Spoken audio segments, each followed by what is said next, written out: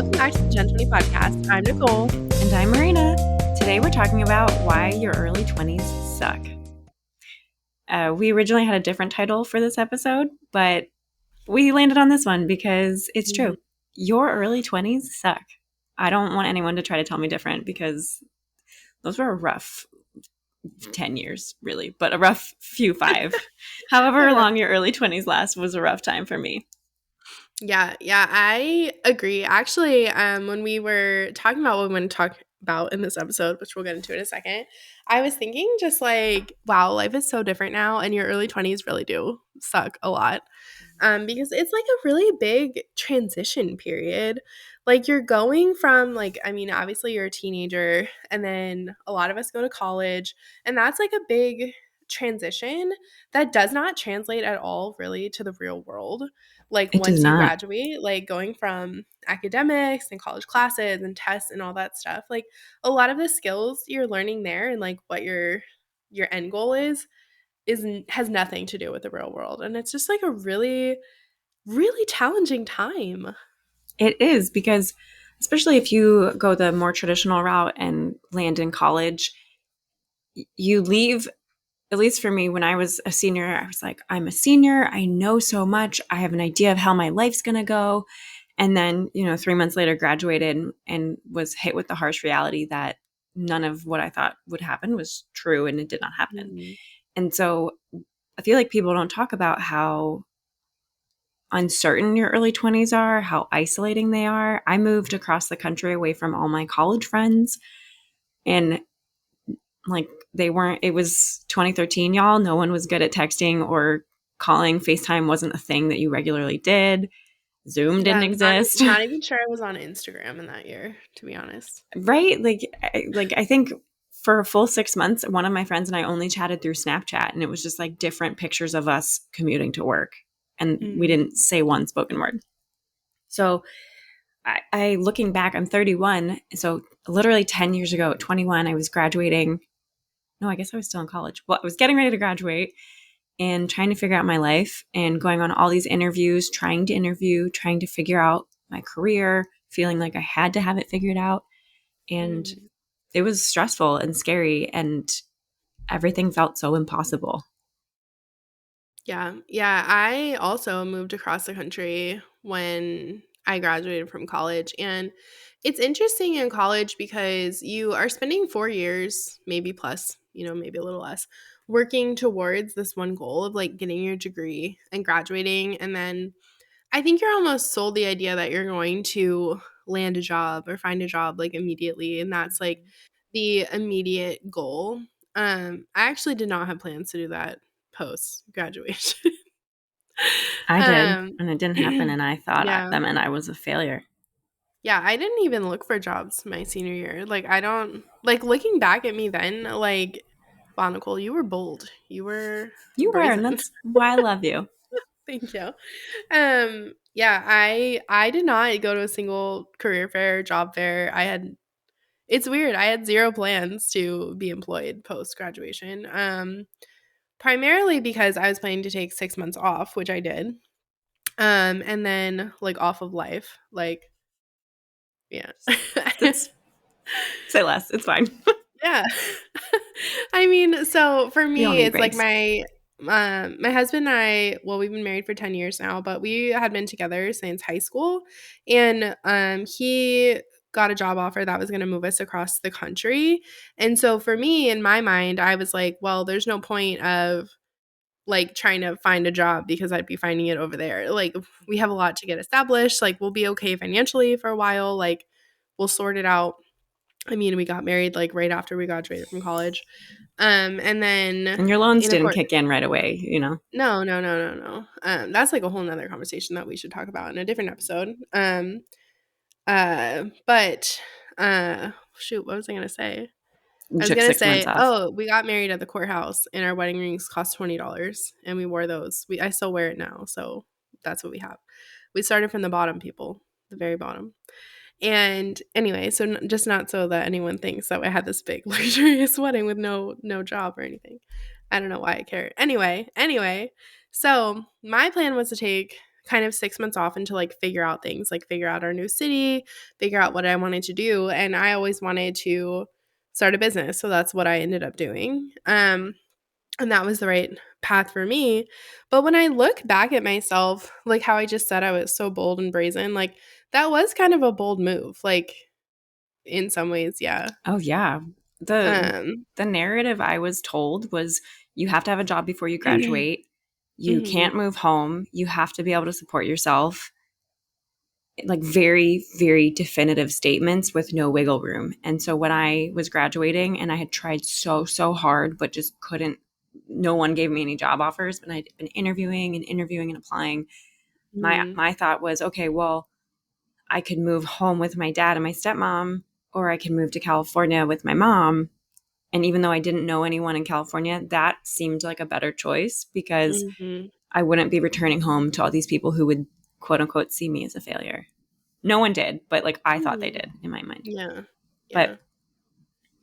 and it, I think we don't talk enough about how expensive your 20s are and how little you're paid because my first job out of college was I had two part-time jobs where I made the minimum wage in California at the time in 2013 was like 8.25 and I Mhm, made 8.50 at one job and $12 an hour at the other job and I worked like 38 hours a week total mhm, and I like couldn't get approved for credit cards because I had no like quote unquote real job and it was I just lived at home and cried every day for mhm. more than one reason but like that was part of it.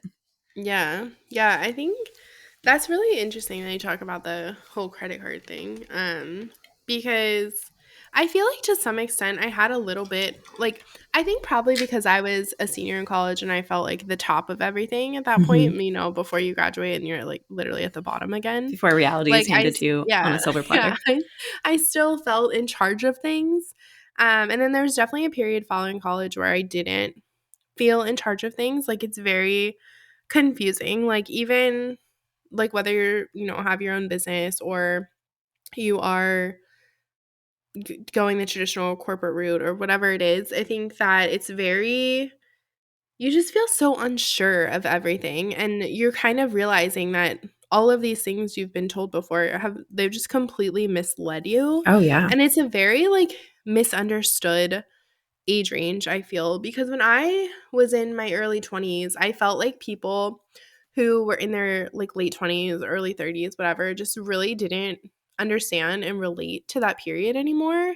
And then people who were, like, just a little bit older than me, like 26, 27, were still kind of in this, like mid-range area where, like, they were starting to get traction in some ways, but less so in others, and, like, everyone kind of has their areas that they struggle with. But in your early 20s, it feels like it's every area. Mm-hmm. Oh yeah. Like, And so hard. part of that uncertainty I think we could touch upon is that your brain hasn't finished fully developing like your frontal lobe Mhm, that I'm like not I don't really remember what it does, but that amygdala or whatever, Nicole will know. She'll tell me. But your frontal lobe hasn't finished developing until you're probably 24 or 25, which means your emotions, your hormones, everything is still like raging through you because it mhm, again, I'm not a doctor, I'm not a scientist, like don't come at me.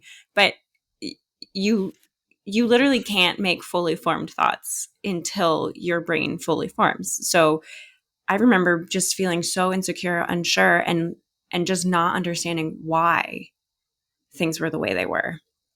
And mhm, now yeah, I remember getting ready to turn 30. We were Nicole and I were talking, and I was like, you know, I feel physically different than I did at 22 because my mhm, I'm like literally calmer. I still have anxiety. I still have an anxiety disorder. I still drink too much coffee, but I feel more settled and calm. And I'm mhm. pretty sure it's because my brain like caught up Yeah, physically. yeah, what you're talking about with the prefrontal cortex has to do See? with, like, I knew she knew. behavior and planning and, um, kind of, like, just learning, cognition and stuff, but it has a lot to do with behavior and problem solving and making decisions Mm-hmm. and impulse control and things like that, It was a which rough I think ride. when you yeah, I don't think, like, necessarily being impulsive is, like, a bad thing, I do think that a lot of times, like, being impulsive means chasing your gut feeling, Hmm. which maybe this is, like, a whole 'nother conversation as well, but I think listening to your gut and, like, your initial feelings is really important. But also when Definitely. you're yeah, like, in your early 20s, like, you don't really have the foresight to see what your 30s are gonna be like, or your 40s, and stuff we've written about and discussed a lot, things like, man, like, I wish I had started saving money way earlier, because by the time you understand how to do that, you've already missed, like, a huge chunk of time. Yeah.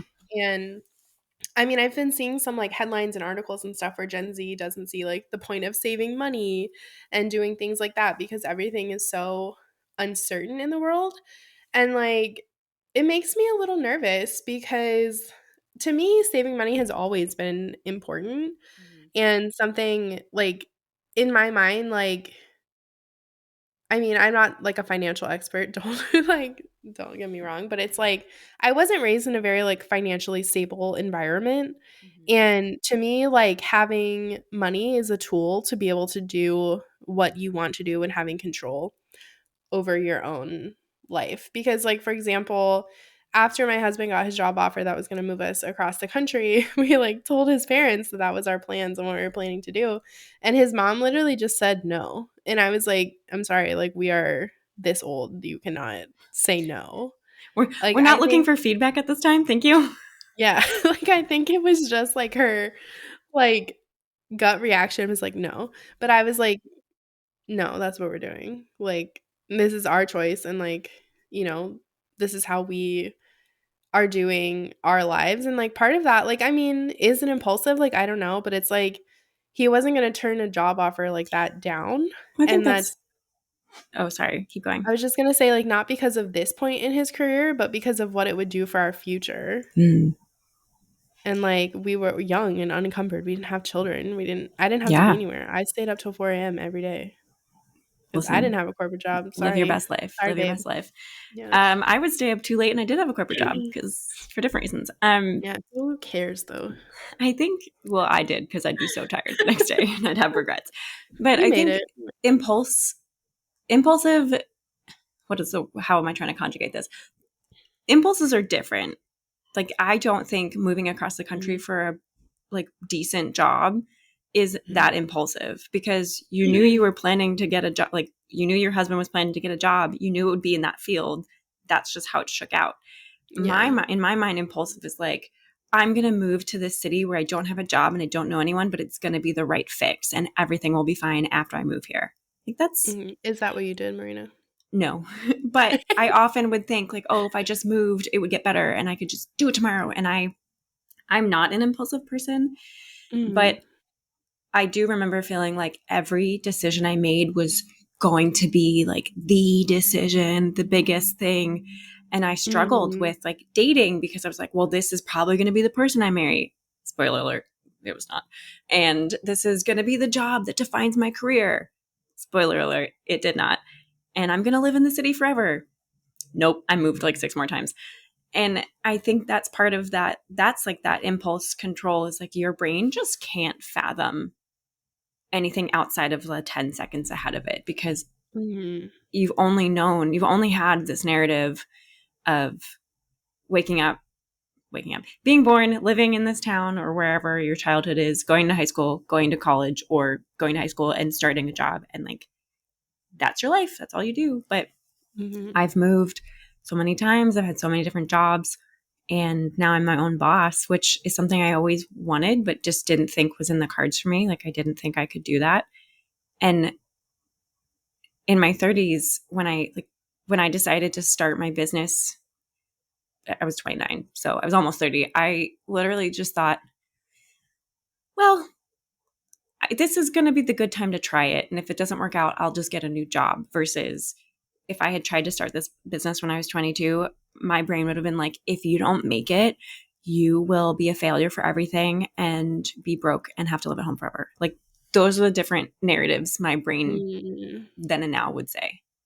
That's interesting. Where like now I may not make a ton of money, but I know that there's always money there for me to make. And I just have to figure out which skills can attract those jobs versus before I didn't know the skills I had, or I didn't have the skills I Mhm. have now. And going back to what we were talking about, we weren't prepared. I went to a private college that was like, oh, you're from Gettysburg College, you'll everyone will like snap you up and hire you. And I was like, that was not the Sweet. case.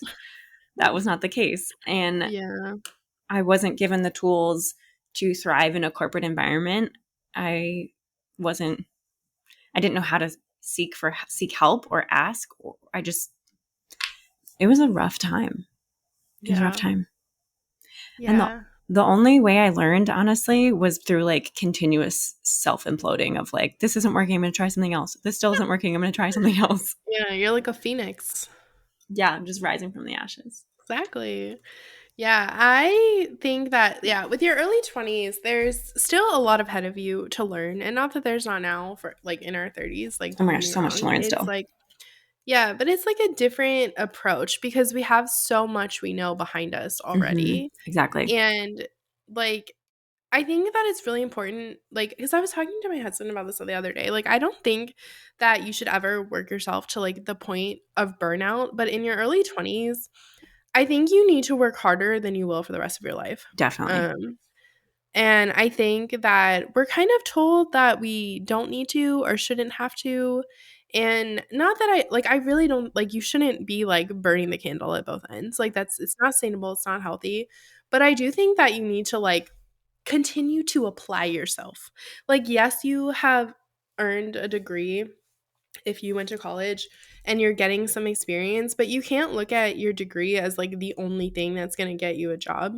And I don't think that's like told like enough to a lot of people. Like, so, but I think this is something that's like always been in my head because when I was in college, like I worked several jobs. And I think I always knew I was going to work in like websites, digital media, those kinds of things. And I think at the time, like what I thought I wanted my career to look like didn't really exist because things are very different now. And like what I do now is what I've always wanted to do. And it makes a lot more sense now in the world we live in than we did Yeah. then because I think people are still looking for it. But like when I first graduated and like what Gen 20 looked like then and what it looks like now is very different. But it's like more suited for what people are doing and how they use the internet. Because I think when we first graduated, like so many people were looking for community, right? Like they wanted like we used to have a book club on Gen 20, which was Oh, great. We did yeah. like a Twitter chat and like all of these different things. But like I wasn't getting paid to do any of those things. Like that was all essentially volunteer work for my own company, which was like very that was like very stressful and hard for me. And I learned a lot during those times, but I also kind of felt like nobody like people were engaging, but it was only because they felt like they had to engage, I guess, if that makes sense. Yeah. Like they like wanted to say they were part of a book club but not really be part of a book club. I don't know if that makes sense. Um but anyway, like for going back to like applying yourself and doing and trying different things, like I was always doing and trying different things, Yeah. and that's like given me a lot of experience for now to like know what I think will and won't work, and like how I want to move forward with things because like I think we've talked about this before how like I'm a very like try and find out kind of person, like I know. I let's love test it that and so find out. much. Yeah, like I'm still like that, but I also can look at things now and say like this is how it is. It's not going to work. Yeah. Like Because you've like we tested it and found out so many had more times. information like built up, and I think your early 20s like you need to test and find out as much as possible in like all areas of your life. Right. Which I think, at least from my experience, wasn't something I knew how to do because I had Mhm. deep rooted anxiety and depression issues that I did not know about until I was 25. But Mhm. I was just so desperate for certainty and stability that I would hang my hat on the first thing that looked right and then Mhm. not understand why I felt so devastated if and when it didn't work out. Mhm. And I think we forget that our 20s are it's the decade you're learning how to be an adult, and it might take the whole Mhm. decade. And when you're learning something new, it's not easy, right? Like when you learn to walk, you probably don't remember it, but you're falling down all the time. You don't have that Mhm, coordination, you don't have the muscle tone. You're going to fall on your butt and mhm, cry. It's like, so your 20s, you have to work hard because things are just harder because you don't have mhm. that backlog of experience that we've talked about. You may not have the best support system or other factors, but that's okay because you'll get to your 30s and things will still be hard, but you'll know, oh, this is the kind of hard I can do. So like, let's just do it. Yeah, yeah, and it's like Do you I feel mean, I inspired? think yeah, I always feel inspired talking to you. I think it's like when like you're okay, it's like your early 20s, probably from ages like 21 to like 26, I think are the years that you really have to go hard on the test and find out kind Mm-hmm. of thing. Um, because it's Yeah. the years of your life where you have like the least attachments, the least responsibilities. But I think also doing things with the idea that you are investing in yourself for your 30s, 40s, and 50s and beyond is like the motivation and like the reason you're working hard in this decade because you don't want to still be feeling the way you feel at 22 when you're 44. You don't want to New. feel that when a New. lot of people do, like a lot of people. Wow. And I just think they're not encouraged to make decisions that will work positively for them. And like, because when I had this job in college, for example, like my boss, I still have a bone to pick with her. I do not like her. That will never go away. No, I unfriended her on Facebook That's your one hill. and I remembered that I was friends with her on Facebook because Facebook said, "Oh my god, it's this girl's birthday," and I said, "Oh, I don't care." Like, not Anyway, anymore. Sounds so morbid. so Never mind. we had oh my gosh. We had, like so my job, it was, like, an overnight job, basically, like, the area was staffed 24/7, so there was someone always there, and that meant we had to work shifts, like, midnight to 3 AM, 3 AM to 6 AM. She gave me a 3 AM to 6 AM shift before an 8 AM class. This cold. I can't. I wish you could see my face right now. I'm just so like, I cannot I should have said, "I'm sorry, I quit," and just got up and walked out the door just then. Yeah. But did I do that? No, and that's, like, one of my biggest regrets in life because I talked to one of my friends that I wanna say the other day, but it was years ago. Like 10 years But ago. one of my we're still friends now, but we worked together then, and he was like, "You know, Nicole, this is just a job. Like, it's literally just a job." And at the time, I was like, "No, this is, like, important. This is how I make money." But, Hmm. like, Nicole, it was just a job. Like, I wish It's there just a was job. someone You in can my make money at other just jobs. yeah, like, I believed him. I wonder what he's doing now for work. I don't actually know. I should email him. You should But, email him. like, he actually called me the other day, which is a funny aside. I did not answer. I'm sorry if you're listening to this. But, anyway, I just like, I wish that I could tell people in their early 20s, like, it's just a job. If it's really not working for you, walk away and find something else. Like, you tested it, found out it was not the thing. Things will be okay. You will figure it out. But, like, it's just a job. It's not worth, like, not sleeping. It's not worth your mental health. It's not worth your physical health.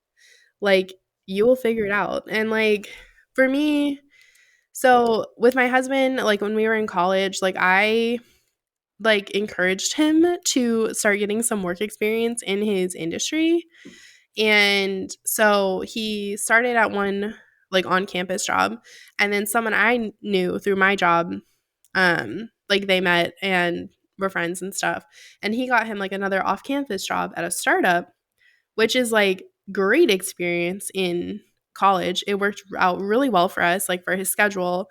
Hmm. They did give him a job offer when we graduated and stuff. But like I think that like having that experience made him like so much more competitive when he applied for jobs. Because as part of his interview process for the company he works for, there's like a several step interview process, but they like skipped all of that basically for him because they were just like so impressed. And they just gave him the job offer, which I think says a Like, lot. Well, like yeah. about him, his skills and stuff, but also I think that his jobs like really helped him stand out in the practical experience he had. So, like, that's what I'm saying is like investing in yourself in these years and like your early 20s and like don't lean away from hard work, like lean into hard work like the right way. Hmm. Sense. It And does. it does suck. It really does. It's hard and exhausting and challenging at times. But I think doing the hard work is important. Yeah. And I think one thing to take away about this super inspiring year 20, early 20s suck conversation is that you're not alone in this suck, right? We all go through it. We all get through it. And now more than ever, there are communities and resources and support and people to help. Like I remember the job advice I was getting when I was 21 and 22 was from my parents who are in a very different generation who didn't try and find out. They just found out somehow versus like our generation of 30-year-olds and 40-year-olds have had a lot more try and find out. They will know where you're coming from. And people Mhm. don't, well, some people do, but when I see someone who's 21, I'm not like, ugh, that 21-year-old knows nothing. I'm like, I remember what that was like. I would love to talk to Mhm. them and give them any advice that I wish someone had given me. So Yeah. it's just, it's a time of transition, it's a time of growth, and it's going to be okay. You're Yeah. going to be okay. You're going to figure it out. And Mhm. it's probably not going to look like what you thought it would, but it's going to be even better than that. Yeah, you're right. And I think that is a great place to end this episode. So, thank you so much for listening. It's been another episode of the Gen 20 podcast. Rate, subscribe, and review, and we'll see you again soon. Bye.